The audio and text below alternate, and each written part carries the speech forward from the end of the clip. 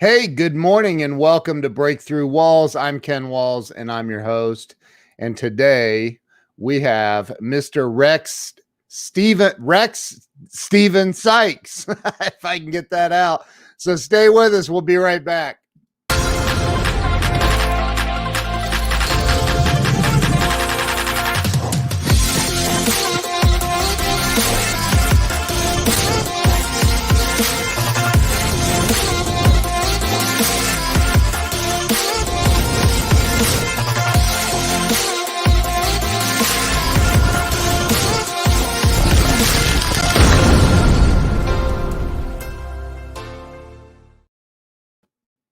And we're back. Let me bring Rex on.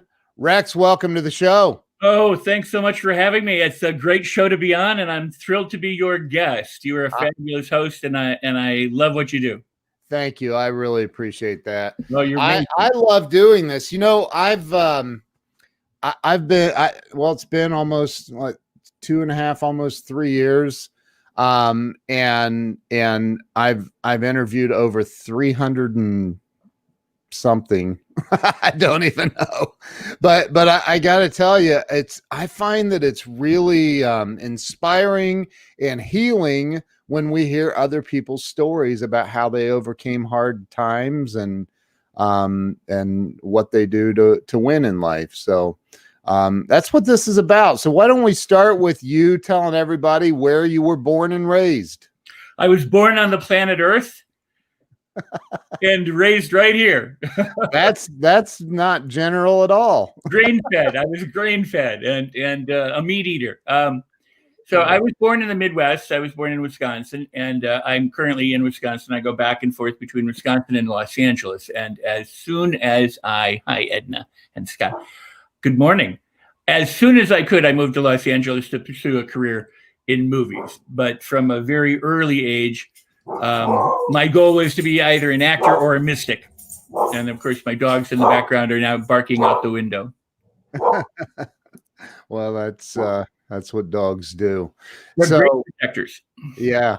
So you're currently in Wisconsin, you said?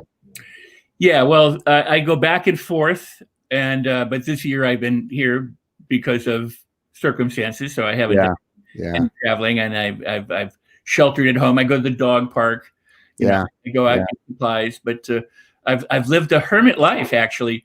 I'm online, so I teach online and I do things online and Zoom and stuff like this. Shh, quiet. This is important. Not to you, it's me. So you were saying? And so I go back and forth, but not this year. In fact, this year at this time last year, I was completing a movie called Shooting Star, directed by Michael Pfeiffer and produced by Michael and a good guy named Peter Sherayko, who was a Texas Jack in Tombstone. Okay. And great guys, and stars Michael Paré and a bunch of other people, and so in my feed on Facebook, I get all these memories of being home last year, but it's nice. It's getting cold. I mean, you're in Ohio, right? So it's getting cold. Yeah, it's currently 32 beautifully warm degrees here in Ohio. Indeed. We've been lucky. We have 2 weeks of apparently no moisture, so we'll be snowing a little bit, but then who knows? I think it gets a little colder up in Wisconsin. I'm pretty sure. Here's an interesting thing. When I first moved back to Wisconsin as an adult, I mean, I moved to raise my children. Essentially, I drove into Michigan, and when I drove into Michigan, come here, girl, come here. When I drove into Michigan, it was 9 o'clock, which would normally be dark in Wisconsin. It was still light, and at 10 o'clock, it was still light. And I'm going, what on earth is going on? This is so bizarre. And then I realized, oh, of course, daylight savings time, Eastern time. Yeah. Later. Well, the same thing happened. I was doing a show in Iowa, and in December here at 4:30 in the afternoon, it's dark. And so as I drive into Iowa and where I'm going, it's still light at like 6. And I called somebody up and said, it is dark in Wisconsin, right? Yeah. What's going on with this world? We live in this ribbon, and Texas is included, but right straight down through the country, that is the darkest spot in the country. Wow. Darkest and partly the coldest. And I remember when I lived in Seattle, it used to, in the winter, it gets dark at like 3:30 in the afternoon or something insane. I'm like, the heck is going on out here? No wonder everybody's depressed out here. No, it's true. It's amazing what the darkness does. Yeah. To people, but I don't think it's just the darkness, because I lived in Los Angeles and it was dark at 5:30 or 6 o'clock. Yeah, that wasn't so bad. It's I think the darkness and the cold. You can't go anywhere without it being kind of snowy or wet or something. So I but if you're living in the sunshine and it gets dark early, I think you're fine. So you went to like grade school and high school and all that in Wisconsin? I did. I graduated high school at 16 or 17, and then I moved to California. Okay, LA. And I grew up with, my friends at the time were people like Miguel Ferrer and his family, Rosemary Clooney, Sean Cassidy, Billy Mooney from Lost in Space, Ken Schreiner is one of my oldest friends from General Hospital, just a whole host of we hung around and tore up Hollywood as best we could. Wow. And you don't know Glenn Morshower. That's crazy. And it's likely that our paths have crossed, and it's likely we even had breakfast somewhere together. Yeah, right. Yeah, he still has a place in North Hollywood. So and then in West Hollywood. Yeah. Okay. Yeah. So so you went to LA to be an actor. And how did that go when you first got out there? Did you immediately land some big blockbuster roles? And no, I would today, but I didn't then. But back then, it was a different world. There was non-union movies and union, and I was very successful in working in non-union movies. And I joined the Screen Actors Guild in 74 or 75. I was 19, I think. Okay.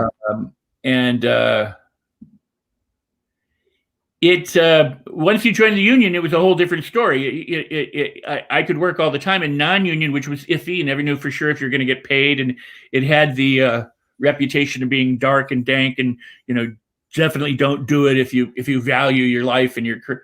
But joining the Screen Actors Guild, suddenly kind of everything comes to a screeching halt, because now you have. But I was glad to have joined the Screen Actors Guild, but it's a different world. And big fan of it. Hey, Ray, how are you? Awesome. Thank you, Ray. And I'm a big fan of yours. Thank you. So no, it was tough. I mean, and when we come to, talking about it, from a child on, from the time I was 4, I wanted to be an actor. From the time I was about 6 or 7, I wanted to be a priest or a mystic. So I wanted to combine those, and I have successfully combined those. I'm kind of an acting odd mystic. And by the time I was 11, at 7, I had my mom start reading me like the Bhagavad Gita and Napoleon Hill and different thought leaders, East and West. And by the time I was 11, I was practicing hypnosis and doing things. And so that all carried through, I was through my high school and then into LA. And then when I got into LA, I really hunkered down and started pursuing the movie business, and kind of abandoned the practice of meditation and hypnosis and everything, kind of in the background for about 5 years. And then I had a huge catastrophe. I was about 25 years old, and my life fell apart. I had gone skydiving. I write about it, by the way, in my book, Life on Your Terms. So if anybody is interested, they can read a little bit of the story. I don't go into too much depth, but yeah, I was prescribed a fatal combination of pills by a medical doctor in Beverly Hills, having had an injury while skydiving. And that's the last thing I remembered for months. I mean, it literally, everybody was like, "You're a walking miracle. You should be dead. You should be in a coma. There's no reason why you're alive." And I lost most of my friends. I ruined my career. I lost a girlfriend. But most importantly, I tried to kill myself. I jumped out of a 2-story window and landed on my head, and it didn't work. So I ran around and went back up to do it again, but I'd locked myself out. Oh, geez. So I couldn't do it. And what's funny is I later, I saw the movie The Tenant with Roman Polanski, and there is that theme in it where he keeps jumping out of a window trying to kill himself, and that's essentially what I was trying to do. So it was a low point in my life. But that said, I've had 2 or 3 low points in my life that were just major catastrophes. Again, when I was about 33, so about 8 years later, and about the time I was 48 or about 50 or something like that, where things just blew up, exploded, fell apart, and or went down the toilet, or however you want to put it. But the one thing, the thread that has run through all of this is I always felt that I was supposed to be here. I survived everything. My time obviously had not come.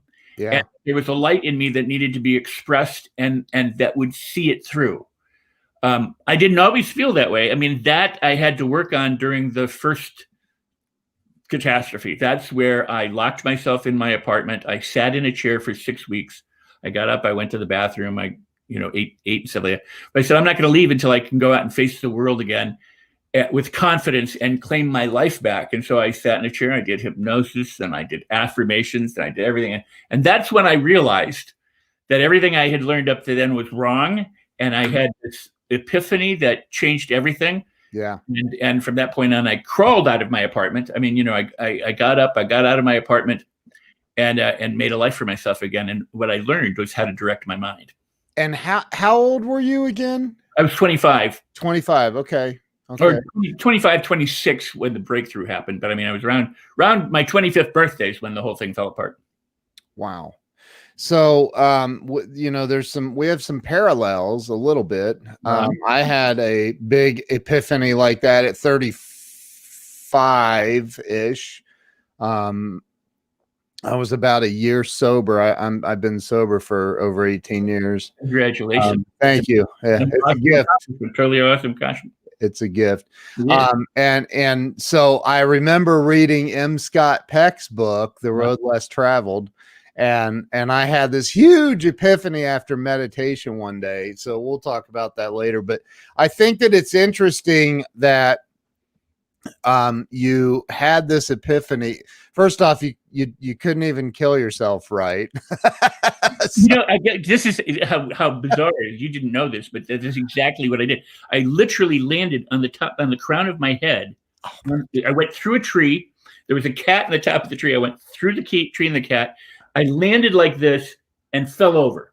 And what I landed on was a spike that went right up my back, missed my skull, that was sticking out by the trunk of this tree, and it went right on my back. Gosh! And I fell over, and I went, crap! and I was like, I killed Wendy's cat. I killed Wendy's cat, and I ran around yelling, I've killed the cat. And my parents were visiting because my sister had called and said, there's something majorly wrong with Rex. We don't know what's going on. He's falling apart. So I ran past them. They were in a downstairs apartment, ran up and couldn't get in. Like, wow. But literally I was standing at the door. I said goodbye to my mom. I turned around and went, and I bolted. I ran right through the post and leapt right out without a second thought. Oh my Lord, have mercy. So and I was about 30. I was in a major car accident that almost killed me. And again, I should have been dead. I was left frozen. I went to get help. I got beat up. I went to the cops for help. They then said, oh, you're making the whole thing up. I had blood all over my head. I'd torn all the cartilage out of my knee, and I tore my heel loose from my foot. And it was about 35 below. I was visiting in the Midwest, trying to get help. And that became a huge legal thing, where they were saying I had concocted this whole thing. I went for help. I literally went for help. I knocked on the first door of an apartment that was lit, because I hit ice and I went into a retaining wall. And so when I came to, I'd gone through the windshield, my head, the whole thing. I came to, and I about an hour later apparently, and I saw a light, and I went to the light, and I knocked on the door, and just like in the movies, this girl opens the door, and I said, and I fell onto her floor in her thing. So she called her boyfriend, who was a bouncer at a bar, and he and 3 guys came back, picked me up by my throat, threw me down some steps, threw me out in the middle of a street. Turns out he had been in prison for assault and battery on cops. And And so the whole thing became another big fiasco. And I spent about 6 months in the legal situation where they ultimately realized I was the victim and they dismissed everything. And hey Rex, there's something wrong with your internet. You mind refreshing your page and popping out and back in real quick? sure, that's really bizarre. You're frozen. So he'll be right back with us. What an interesting story. Jiminy Christmas. Okay, here we go. There, let's see if that's any better. Am I good? You're frozen. You're there. You're there. It's choppy. That's all. The audio is what I was most concerned about. I couldn't hear it. Couldn't understand. So yeah, it's the video's freezing, but that's okay. Try it. Let's see if we can still hear you. Let me try going solo layout for you. Hello, hello. Okay. Any good? Yeah, I think you're good. Okay. Yeah. Anyway, the point is that through any of the circumstances, and there are others, but it's not. The only reason I share these is because people have gone through far worse things than I have, and they've endured far worse for far longer. People have been in concentration camps, they've been in prison, they've been in, held hostage, they've been, I've been at gunpoint 5 or 6 times, in my life, guns to my face, from people trying to hold me up or whatever. And through it all, I'm just like, you know what, life is good. You make it a party, get up, go on. That was, a bump in the road, and keep moving forward. Sometimes it's tougher to do that when you're going through it. But, in looking back, I go, both of those and the other terrible times in my life have been life-defining moments in which I've changed, I've transformed. My world has gotten incredibly better. I have gotten better. So my message is learn how to direct your mind and your feelings and create the best life you can. And if you intend to do that, you will do that.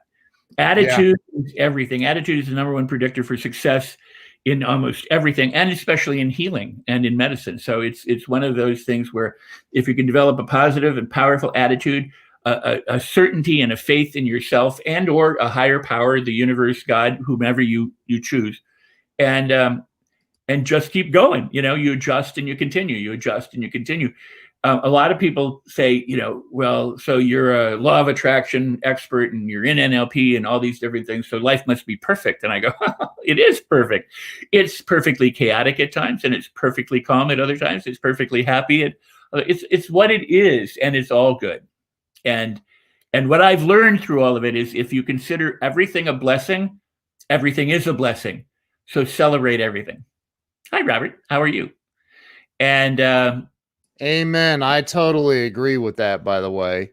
And I'm wondering, because I just checked on my phone, you seem to be coming through crystal clear on my phone, but on my computer, it's not. It's the craziest. I've never seen that happen. That is maybe. And is your computer recording it, or is it recording it off site? No, it's going to StreamYard servers. Maybe it's fine. Yeah, I think it is actually. I may ask you a question and refresh real quick, but so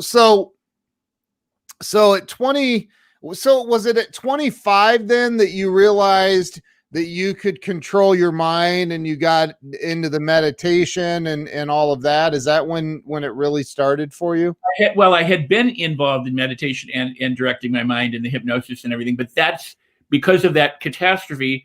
I got to get serious about this, and so I went into, like I said, I went in my living room, sat in an easy chair, put myself, under, and then started affirming and hypnotizing and affirming and visualizing. Yeah. And nothing seemed to work. And I'll tell you what the key was.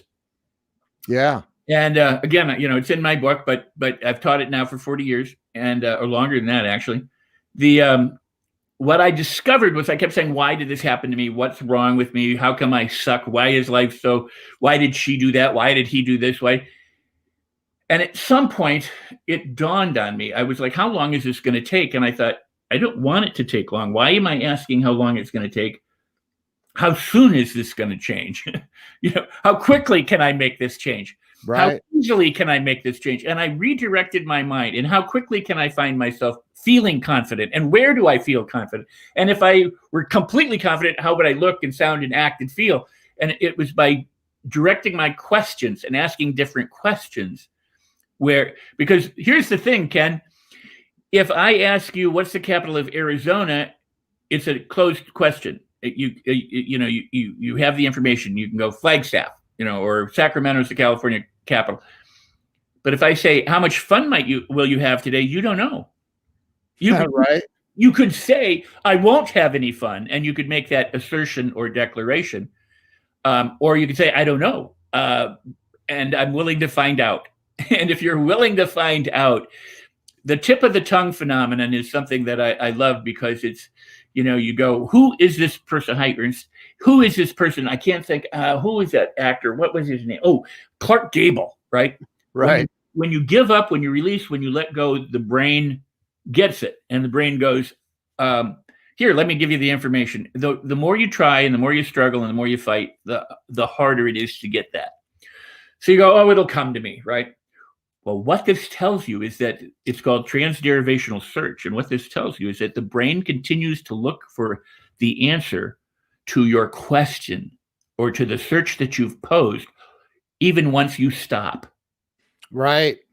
My wife is, I like to say she's a recovering Catholic. Me too, actually. So, but the prayer of Saint Anthony, when you lose something, I abbreviated it by saying, Tony, come on down, help us find what can't be found. Here you go. Like, don't do that. That's disrespectful.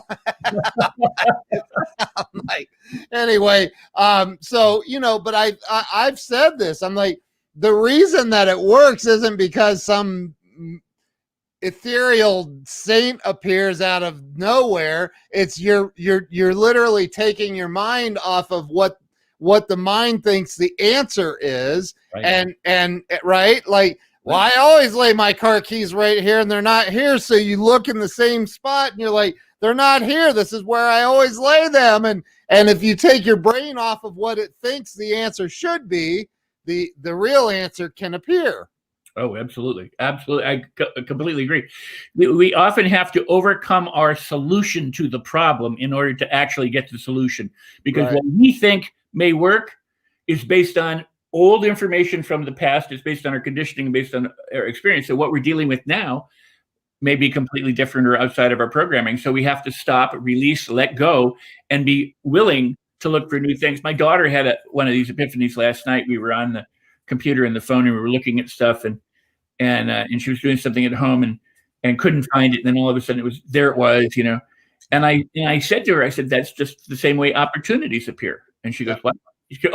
She said, they bought a van. She and her boyfriend bought a van to travel across the country. And she said, now I see these vans all over the place, which I never noticed before. And I said, well, that's your reticular activating system. Yeah. That is your brain, because now a van is important to you. You notice it everywhere. Yeah. We talk about that to tell people, hey, you know what? There's opportunities all around you that you're missing. But the same thing is true when you have troubles and problems and solutions that you think are going to fix it. You create more of the same, or you see more of the same. It works whether it's a positive thing or a not positive thing. You create whether it's good or whether it's not good. Your brain doesn't just stop working. It's how you direct it. Yeah. So you're either directed down a path that leads to like hell, or to a path that goes to heaven. And you have to stop and you have to switch from one to the other. Go, I'm heading in the wrong direction. Yep. And then go to the new one. But wherever you travel, look at the sights. You have a tour guide that goes, hey, look at all the pretty things on the way to hell. Yeah. There's and I agree with you, man. I think that, I was talking to my mom yesterday. My mom and my dad both have COVID right now. Nice. And they've had it since before Thanksgiving, and they're fine. Good. My mom's got a bad cough, and I said, well, how are you? And she's like, and I'm like, Mom, how are you doing? And she's like, I'm good. And I go, okay, good. And she's like, I hope I make it through this. And I'm like, wait, you hope you're going to make it through it. Like, you got, like, turn on the movie What About Bob? Because in the beginning, he's like, I feel good. I feel great. I feel wonderful. And I'm like, you gotta beat this thing with your mind, because it is possible. And so go ahead. I'm sorry. No. Keep going. I didn't mean to interrupt. No, you're right. But I'm just saying, I am in agreement with everything that you're saying. Like, you can direct your mind, and the body follows oftentimes, most of the time, what the mind believes. Oh God, absolutely. The thing is that there's a season. It takes some time. When you plant a seed, it takes a while. So you may not see the results automatically.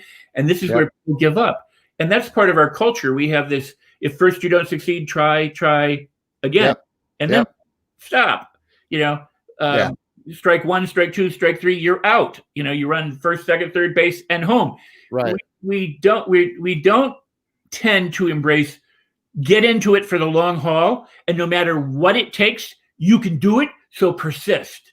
Right. We've become, having been involved in neurolinguistic programming since the 70s and meditation before that and hypnosis, what I've watched is scary, frankly. I mean, and my degrees in communication, but I could have degreed in psychology and anthropology and sociology as well, but I chose just to get out of school. Yeah. So my background is in psychology. I worked as a therapist for a while in California as well. But the point is I think it's a combination of media, and by that I don't mean a nefarious combination, but it's a combination of media and psychology that has pointed out that people have problems, and then they coddle them. Like, I was watching this thing on COVID and sheltering, and they were telling you, by the way, stop watching a daily death count. It's not good to do that, No. And all the negative news, I mean, they do it because they have ratings and they're responsible and for all sorts of reasons and purposes. But my going back to the original premise,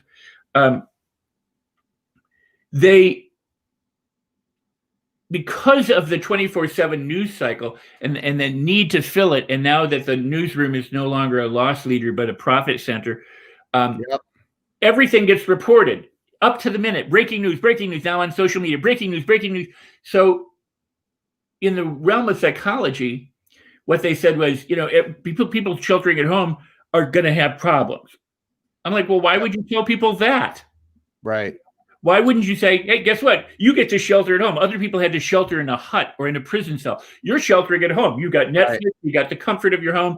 Even if you don't have much, you're better off than most people. You'll get through this, but they don't. They say, psychologists say this will lead to anxiety and depression and fear and worse things could happen as a result.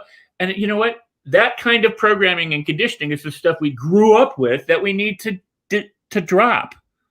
And we're being programmed, again, I don't mean this nefariously, but we're being programmed every day by our culture, by the media, by your friends, by your family, and by your own conditioning. You're just running old tapes that keep coming up and coming up and coming up and coming up. They're just being triggered. And it's time to just say, you know what? I'm going to release. I'm going to let go. I'm going to relax. I'm going to learn a new way. And I'm going to direct myself in a positive way. We were talking Hollywood, and here's another example. There are a lot of people move out to Hollywood and go, I'll try it for a year. I'll try it for 3 years, 5 years, or whatever. Yep. You can't do that with Hollywood. Hollywood's overnight success is 10 to 15 years. I'm sure Glenn will tell you that. Yeah. And I always say that Hollywood is an overnight success is 15 years unless you're an 8-year-old child. Because if you're an 8-year-old child, obviously right. But you have to work it. So if you say I'm going to do it for this long, it's probably not going to happen. And you're saying, unless I get a break within the year, I'm going to quit. So you're already quit. You already, you're waiting for something to happen outside yourself. The key is you have to make it happen. You go, I intend this, therefore I create it. You're a creator. The law of attraction is about creation more than it is about attraction, although that is a big part of it. I mean, I totally agree with you. Glenn talks about he's into metaphysics and he's a speaker and motivator, and he talks about he tells a story about when he was he had a group of actors of, I don't know, 100 actors. There he is. He's on with us right now. Hey, Look at that. Yay. And I'm going to butcher his story, but he says, he asks the audience, how many of you came to LA to pursue a career in acting? And he said, inevitably 100% of the hand, they all go up. And he said that this right here is worth the price of admission. I didn't come to Hollywood to pursue a career. I came to Hollywood to have a career. And that's exactly what you just said. Exactly. Same thing. Yeah. And when I was a young guy, when you asked me about my initial success, I couldn't see myself succeeding. I couldn't visualize. I could see myself falling. I could see myself screwing up. I could see myself being broke and bankrupt and wrong. I had to train my brain to be able to see me accomplish what I wanted to accomplish. And I grew up with a fairly easy life. I mean, I had a middle-class lifestyle. My parents were both doctors. I wasn't beaten and locked in a cave, but I had to train my mind to be able to go after the things I wanted, because I lived my entire life by default. Something happened, I felt good. If something bad happened, I felt bad. I was a victim of circumstances. I'm like that little cork bobbing in the water. And I had to say, you know what? And that's what I did at 25. I need to take control of my life, and I need to start with my head. Yeah. I'm thinking the wrong thoughts, and I'm having the wrong results, and crap is happening to me. And if I don't straighten this out, I will die. I will die. So, and I don't want to do that. So, was there a moment? Was it a?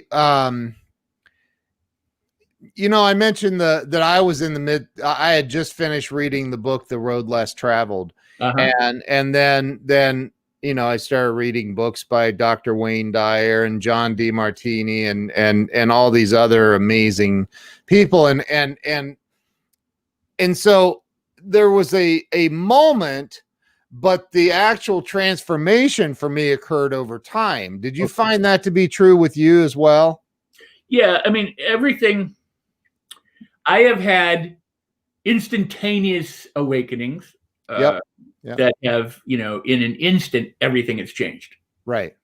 And other things have taken time. And even when you wake up, it's just like when you wake up in the morning, there's a process you go through, and some of that's streamlined, as you live your life, but it's a process of awakening. And so, and this goes back to what I said before, is that people don't get in it for the long haul. They pursue a career, but they don't have a career. And you have to realize nobody's going to do it for you. I mean, you can hope that God is going to give it to you, or that some producer will find you, or some banking executive will hire you, or whatever. You can put all your faith in outside of yourself, which is very magical and mysterious and mystical thinking, and it doesn't serve you and it doesn't work.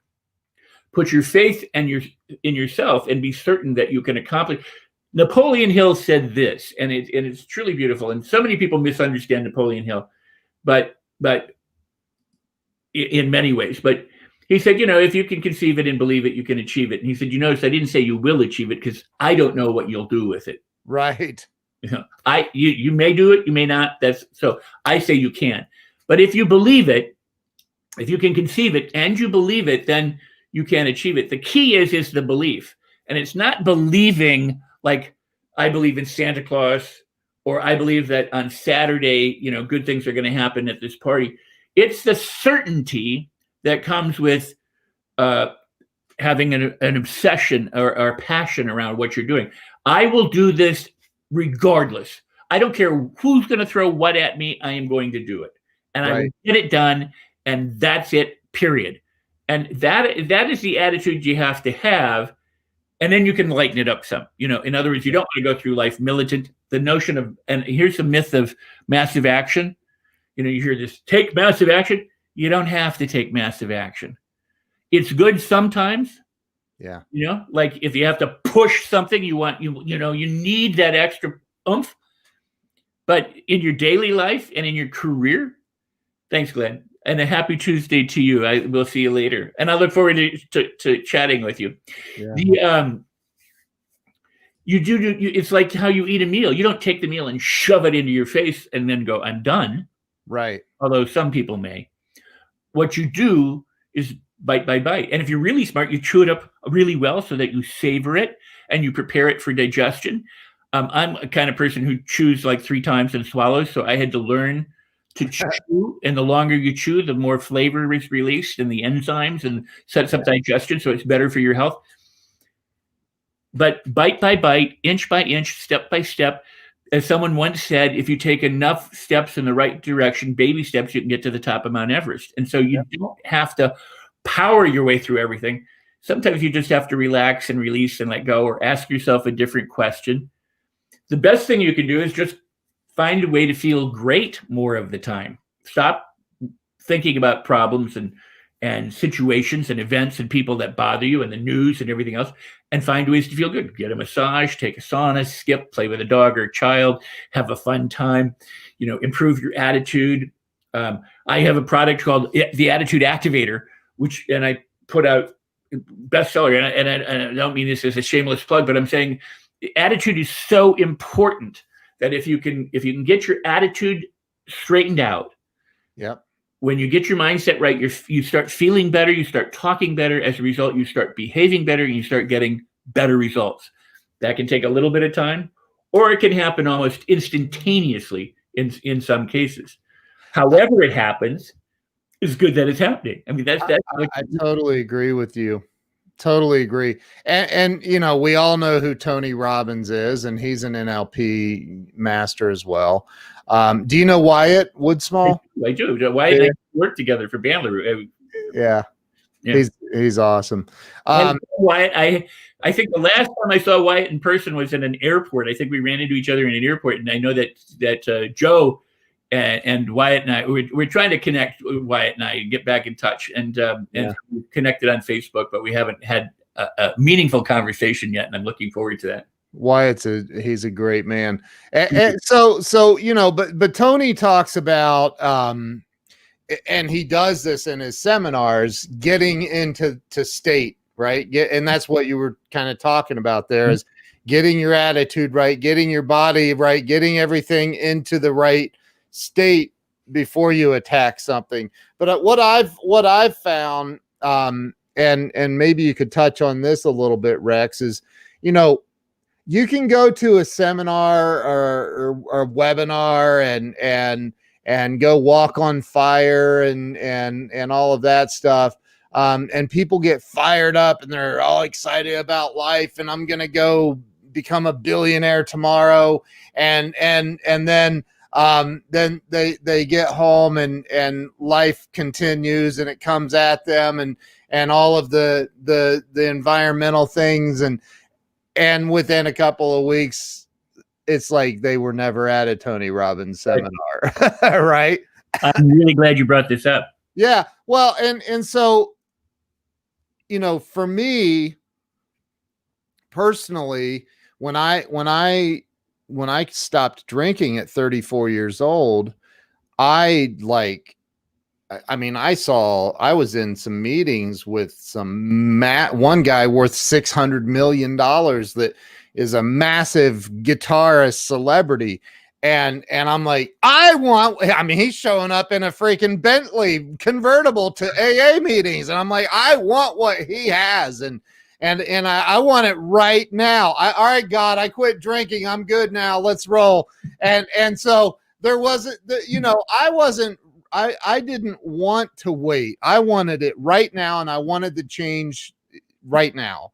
And I think that a lot of people are unreasonable in their expectations of the season, what you talked about, the season, right? How do you convince somebody that this is a season thing? Like this is going to take some time for you to change. I think you need to look. I'm really glad you brought this up, because this is something I literally have talked about for 40 years and in my workshops and everywhere. Our culture, I mean, think about it. When we first arrived on the shores of the USA, whether that was a good thing or not, we're here. And regardless of what happened, it took as long as it took to get from the East Coast to the West Coast. And people endured great hardship, and they went by horse or wagon train or foot. And it took them, in some cases, years, because that's what they knew. Right. And we have grown up, most of us, with air travel and car travel and talking about time travel and space and instant on television and pills that supposedly work like magic.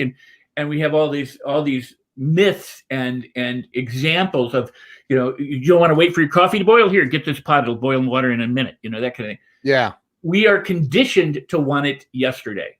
Right. And we want it now. And if we don't get it now, and like I said, if we don't get it within 3 tries, we give up. Right.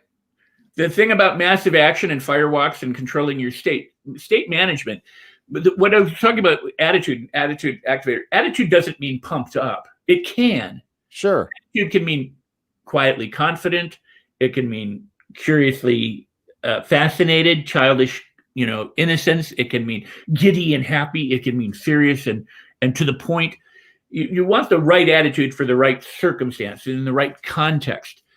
The thing about the firewalk and getting all pumped up and going to a seminar like that is that a lot of people never have those breakthroughs. And so it's nice. You go out, you walk on fire and you go, you know what? If I did that, I can do anything. Right. The problem with those seminars done that way, where it's a pump up seminar, is you release massive amounts of adrenaline. And what does adrenaline do to the body? It's the fight or flight drug. Right. You run or you flee. You prepare to fight or you take off. It's not designed to translate into long-term behavior or into learning experience, which is what you need to do. So you're far better off if instead of pumping up, taking bite by bite stuff. It's what happens in January. People rush into the gym. They pick up all their weights. They do all this stuff for a day or two. They go, oh my God, that hurts, that burns. I can't believe it. And then what happens? 2 weeks later, 3 weeks later, they're no longer in the gym. Right. They stop. So you should shut that off. I don't know if you can hear the background. Somebody's going to say, somebody's calling.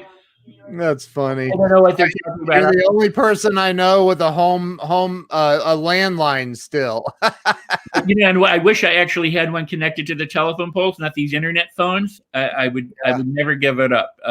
Yeah. And you know why I use it? To find my phone. So that if I lose my phone, I can call myself. Oh my goodness! As long as it's in the house or the car, I can't do that if it's right. But going back, it is the tiny things that we do on a consistent basis for long enough, repeated correctly long enough, that create enduring stuff. Some people do. They go, I'm done, and they're done for good, and they never ever return, or they go, I'm going to do this, and they're good forever. Right. But for most people, for 99.8% of the people, we need to condition ourselves, and we need to learn to train our brain out of the previous conditioning and into a new conditioning that allows us to live the kind of life we want to live, to create the experience we want to have, to connect with the people who are important to us, and to make the kind of money that we deserve so that we can enjoy all these things. But it takes time, and we're sold on the internet constantly, whether you can do this now and tomorrow you'll be a millionaire, or I create millionaires. And so, do this. And and that's why there's all these disclaimers saying these are not typical results. And right. Because it goes back to Napoleon Hill. I don't know what you're going to do with it. Right. But if you do it, if you do what is correct repeatedly, in all of my workshops, here's a funny thing that you might get a kick out of this. In the 80s and 90s, we used to dance. We did contralateral movements, cross crawling. We juggled. We did things called good and new. I did stuff with voice and body movement. And the NLP community and the psychiatric community, all this, you're nuts. This is silly. You're goofing around. And I said, it's a whole body experience. It's not just your head. We're not just chatting and talking heads. We have a body, and we can be healthy. And there's things that we can do, that help us grow exponentially inside and our experience. You have to create room inside of yourself so that you have lots to fill it with, right? Yeah. So you create room of confidence, of love, of passion, of peace, of enjoyment, of thrill, of excitement, family, friends, career. But you create space for it, and then you make it happen. And it is a season. But if you keep doing it, you'll make it. So in juggling, here's the thing you need to know. if you're going to start to juggle, you're going to drop balls. So don't start with the eggs. I can juggle, actually. Yeah. So yeah, you're gonna juggle. Well, so here's how I say it. You juggle, you drop balls, you juggle, you keep doing it, and eventually you get better at juggling. So we start 1 or 2 or 3 balls, then you can juggle 5 balls, and if you keep doing it and keep constantly improving, pretty soon you're sitting on a chair on a tightrope, eating a sandwich, juggling chainsaws, because you've mastered the art of juggling. And guess what? You'll still drop balls. Yes. You're still going to drop it, but you didn't juggle one time and then go, I'm done. I've mastered juggling. Right. You go through the process. Or I give up. I can't get this. Right. Yeah. So it's a process. And where most people are, you're familiar with the unconscious incompetence model? Yep. Sorry, unconscious incompetence to unconscious competence. Yeah. Most people in their life are in the conscious competence stage. They're talking themselves through it with manifesting good things, with having a career, with directing their mind, with giving up drinking. They're talking them through it, and they're consciously competent. And they have to stick with that conscious competent phase long enough for it to become unconscious habit, and then it's reliable and automatic, and it's different. But until then, people are. It's like how you learn to drive. Yeah. It's I mean, and I'm sure you would agree, it's creating those new neuro pathways, and sometimes when you get into something that you've never done, you're firing off of neurotransmitters that you've never used. Right?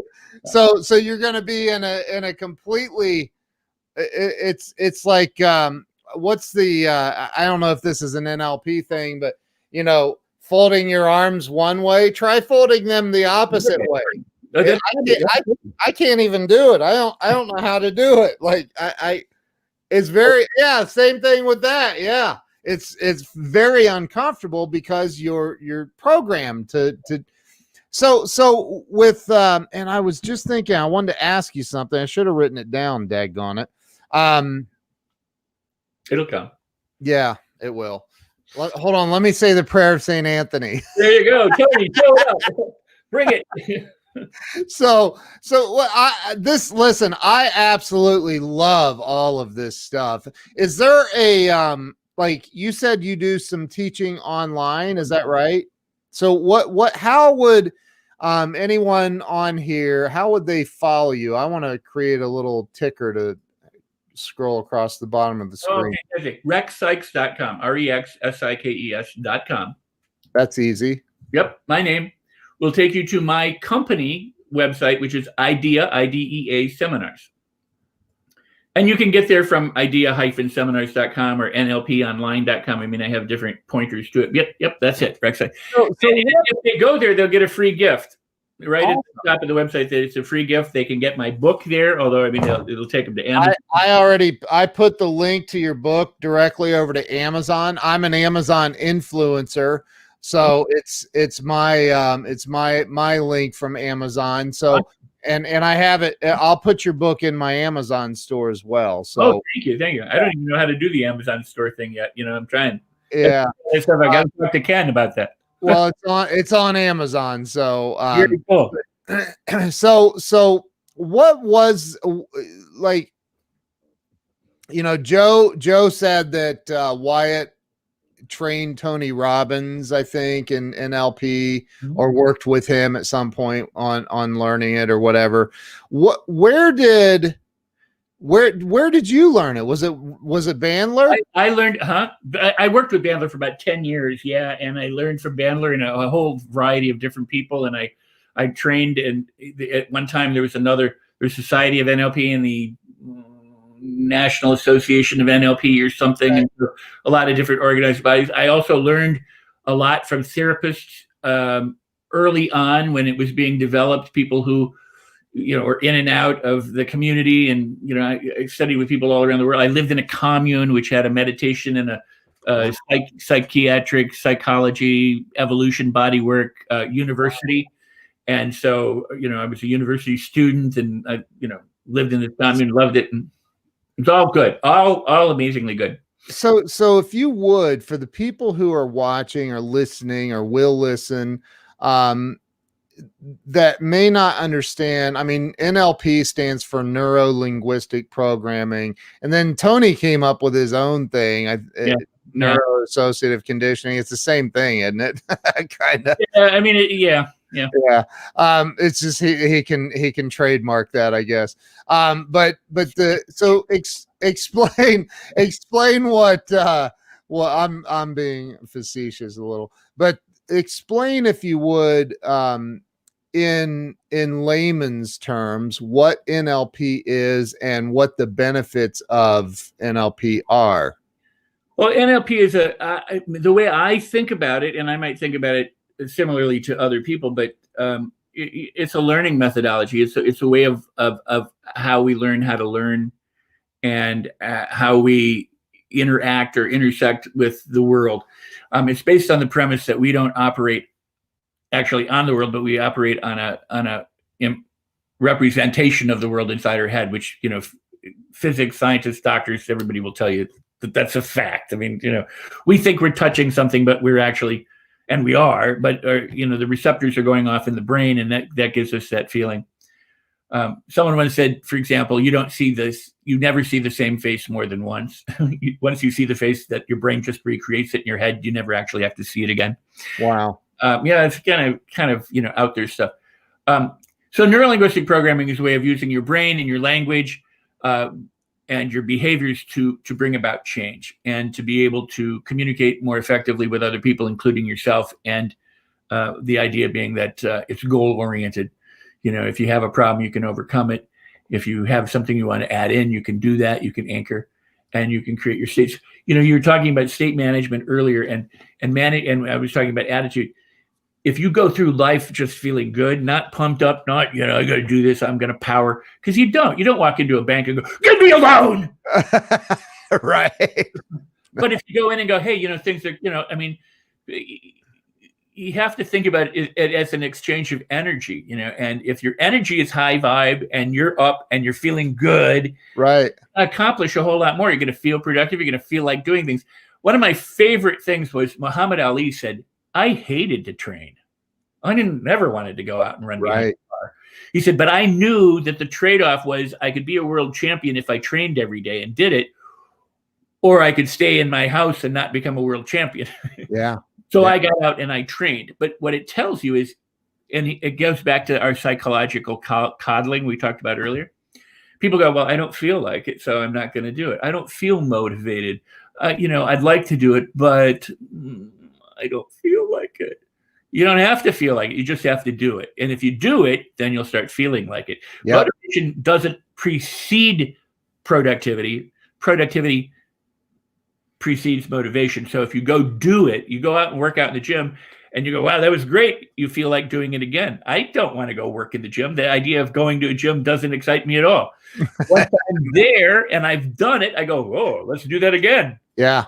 So people have to understand, if you want to make change, learn how the mechanism works. If you want your TV set to come on, you have to know how to run your remote at least.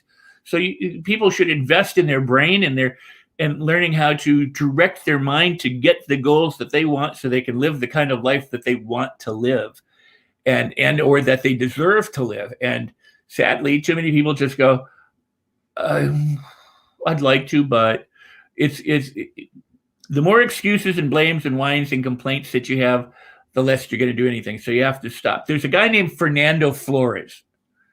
I've heard his name. He's not a native speaker, but he came up with the 4 things you can do with English. You can make a request. I can say, Ken, would you bring me a glass of water? I can promise. I can say, well, Ken, if you bring me a glass of water, I promise to be grateful. Mm-hmm. I can assert. I can say, this is a bottle of water. Mm-hmm. I can declare, if I'm an authority, that this is the best water I have ever tasted, because I can't say it's the best water for everybody. So if I say, Ken, please bring me a glass of water, and you bring me the water and you throw it on me, did you fulfill my request? Yes. Exactly. I just wasn't specific enough to say, Ken, I'd like it in a glass with a slice of lemon and 1 ice cube, and fill it. So the more specific I can be in my request or my asking, the more likely I'm going to get back what I put out there, and that is, could I have a glass of water with 3/4 full, one ice cube, and a slice of lemon in it, and could I have it in the next 5 minutes? I promise you, I will be grateful. I'll return the favor somehow. Right now, you do that. Now I my turn to promise. Yeah, right. Now, an assertion is, I'm a man. I'm wearing a shirt. There are plants behind me. Those are assertions. They're facts. You can dispute them, but I can say, hey, here's the plant. Here's my shirt. It's nothing other than a statement of what we can agree on as far as evidence. But a declaration is something different. A declaration, for example, in a court of law, only a judge or a jury can declare you innocent or not guilty. You don't get to, as a defendant, you can say I'm not guilty, but you don't get to declare yourself not guilty. You don't get to walk out of the courtroom going, okay, enough, I'm not guilty. You don't get to declare things. So it's about authority. So if you say, I'm stupid, the question becomes who died and made you God? You're making a declarative statement. If you go, I'm the best thing ever, who died and made you God? In other words, and it would be better if it's not egotistical narcissism, say I'm the best thing ever. It would be better for you to say, I am really cool, than to say I am really stupid. Because you go, yep. Yeah. You know what your brain does? You know what the only thing your brain does? Is say yes. Really? Your brain is a servant. If you go, I'm dumb, your brain goes, yep. If you go, I'm smart, your brain will go, yep. Wow.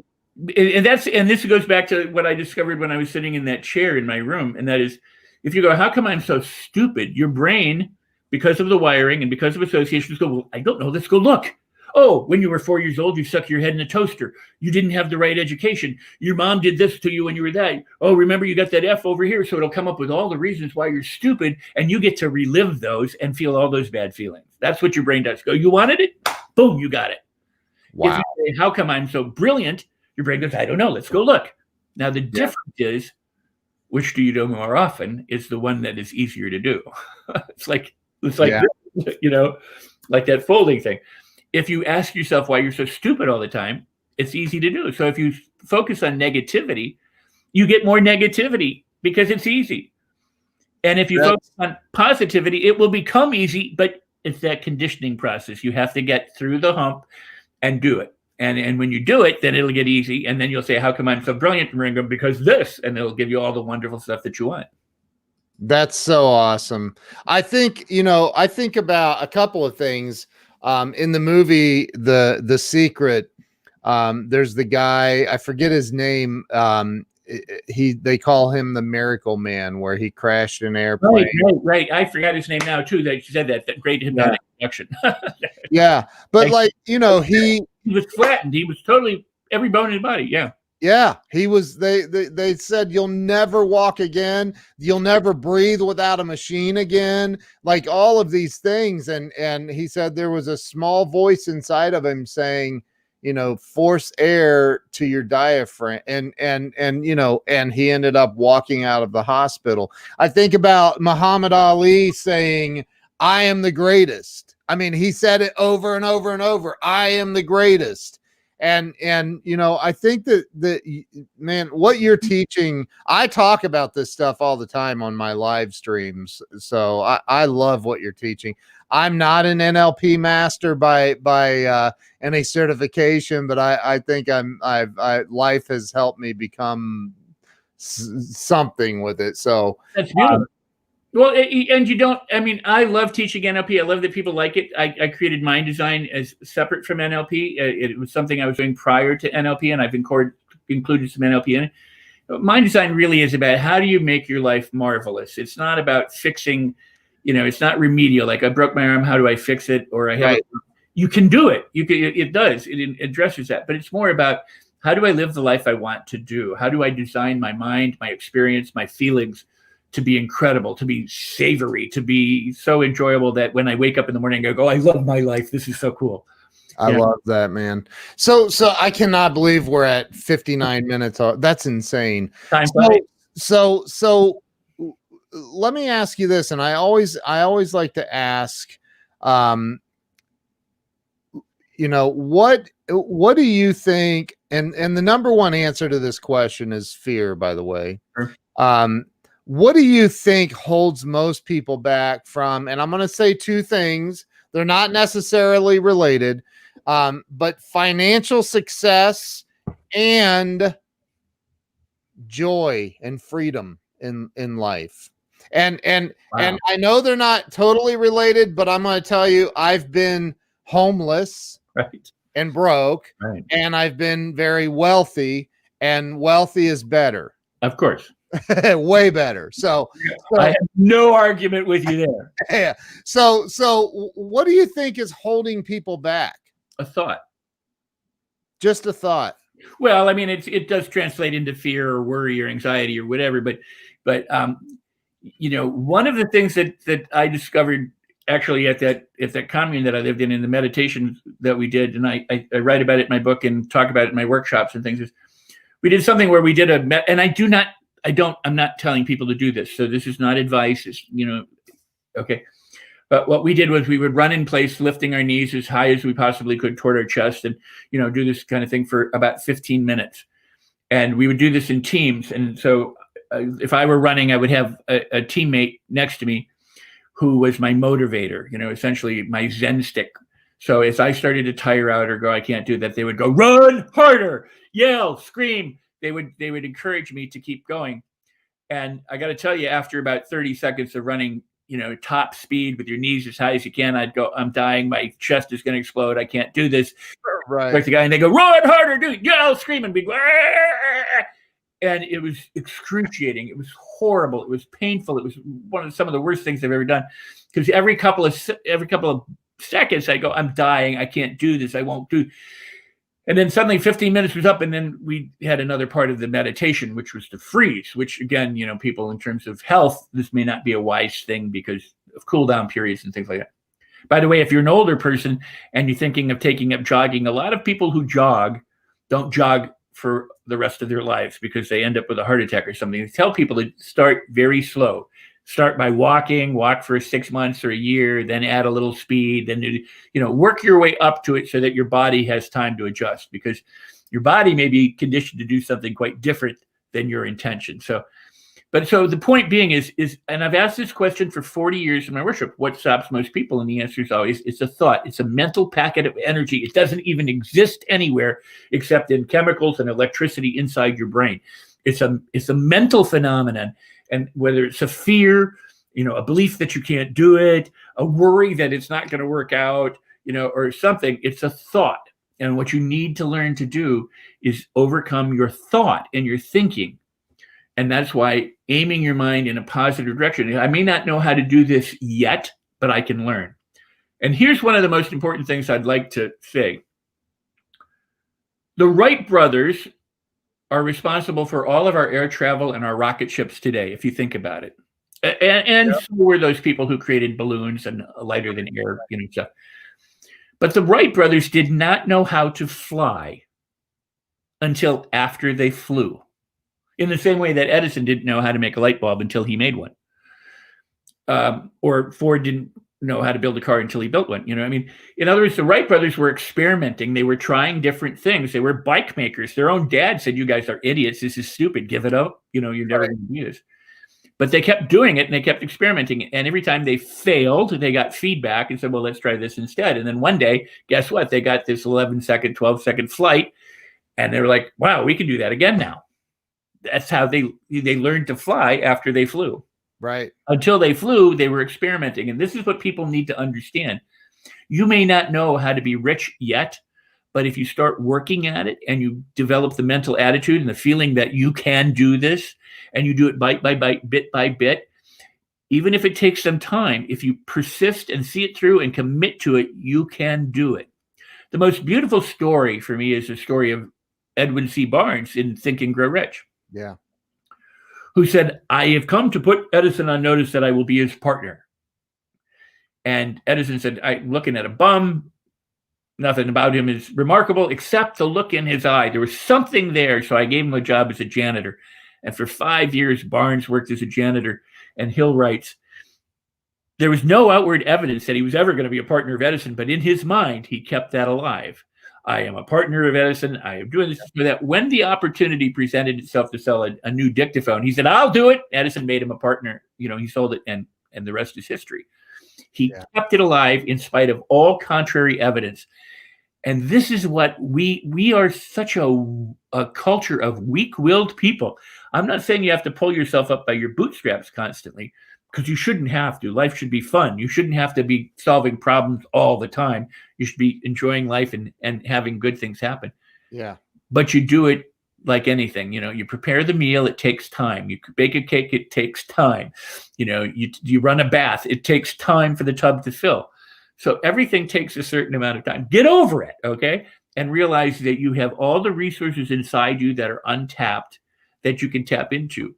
And if you don't know how to do it yet, the Wright brothers didn't know how to do it. They just kept trying. They just kept experimenting. And ultimately, they succeeded. And so will you. If you can conceive it and believe it, then you can achieve it. Amen, amen, and amen. And I don't want to, I don't use this term every day like some people, but we do have a lot of snowflakes in this world anymore.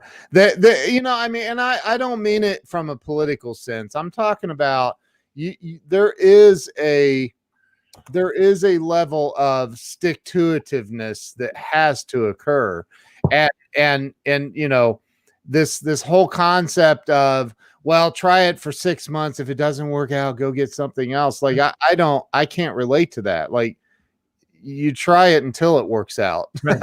That's unless it's unethical or morally bad or, whatever. But I think that we have to, as a society, we have to learn that, there are challenges. I mean, Scott Peck says it in his book, the first 3 words: life is difficult. Yeah. And the sooner that we accept that, the easier it becomes to transcend the difficulties in life. It's truly beautiful. People keep looking outside themselves for answers. They go, well, so-and-so has it, or such and such has it, or God can give it to me, or the Republicans can give it to you, the Democrats can. Yeah. They get all out into all sorts of everything but what actually works, which is focus on what you want and then work to bring it about. Amen. Who makes, and oddly, most of the successful people in this country are immigrants. Yep. Because they come here because for the longest time, it may be changing today, but for the longest time, America was the land of opportunity, land of dreams. People would come over here and go, wow, I have a chance to escape, the circumstances that I live in and now do something. And they worked really hard. And guess what? They started a laundry. They started this, they started that, whatever kind of business. And now they're multimillionaires, right? Yep. And the American kids are growing up going, this country sucks. I can't get ahead. Everything is stacked against me. The rich won't let me in and the poor are banging on my door. It sucks. I know. You have to change your attitude. You have to come at it differently. I love it, man. I love it. You're 1,000% right. I totally agree with you. Rex, I have really enjoyed having you on the show today. I have been thrilled to be on your show. This is one of those like feather in my cap moments. I'm thrilled to be on your show. Oh my gosh. Well, thank you so much. I'm very grateful. I really am. I really appreciate you. And this show is an example of what you were just talking about, because when I first started, my thought was, I'm just going to start talking to people and do it online. And then I was like, wow, this show's really turning into something pretty cool. So, you've made it work. That's the very cool thing. And to have, 300 guests and the caliber of your guests is awesome too. It's like very, very cool. You just added to that. So thank you. I appreciate that. Mm-hmm. I said, and you just added to that. Well, thank you. Yeah. Thank you. Yeah. No, it's truly, it's a great accomplishment, and to have an audience and a following and to be able to reach out, especially when there's so much noise and great noise thanks, Robert. Thank you. I had concerns, Hygiene. I had concerns when the internet started that it would go the same way of the network television, that ultimately the big guys would carve it up and the little people would be, chomping at the chum left over in the water kind of thing. Yeah. And yet, you made inroads into an area that is difficult to make inroads into. So that's awesome. Hey, I think, and one of the things I coach my clients on is, I have a very difficult time seeing myself as one of the little guys. I just, you know what I mean? Like although I didn't even graduate high school, I still don't see myself as a little guy. And I think that we all have the same opportunities in life, and we can have anything and everything that we want. Everything that you teach is absolutely the truth. So everybody watching, go to rexsikes.com. Do you know how hard your name is to say with all those S's after? Yeah, and I grew up having to say it. Well, you've got it down. From my perspective, it's almost a new language. But I'm kidding. So Rex, go to rexsikes.com. And he said there's a free gift on there for you when you get there. So go over there. And where's the best place to follow you, Rex, on social media? Oh, well, they can follow me on Facebook. They can follow me on Twitter. I do have an Instagram account. I'm either Rex Steven Sikes in some cases or Rex Sikes. Okay. And I don't know what else there is. I mean, beautiful. Awesome. This is incredible. Thank you so much for coming on and sharing your wisdom and your experience, strength, and hope. And I truly believe that you've helped some people today. So thank you. And I know that everybody watching right now is going to follow you and jump on your website. So thank you so much. Stay with me. I'm going to end the live stream. Okay. But Rex, thank you so much. I really appreciate you. Oh, thank you. And I appreciate you. And I appreciate your viewers and your listeners and the people who are changing their lives and helping others change their lives as a result of sharing what you do. So that's very, very cool. Thank you. Thank you. You guys have a great day, and we will see you all tomorrow. Bye-bye.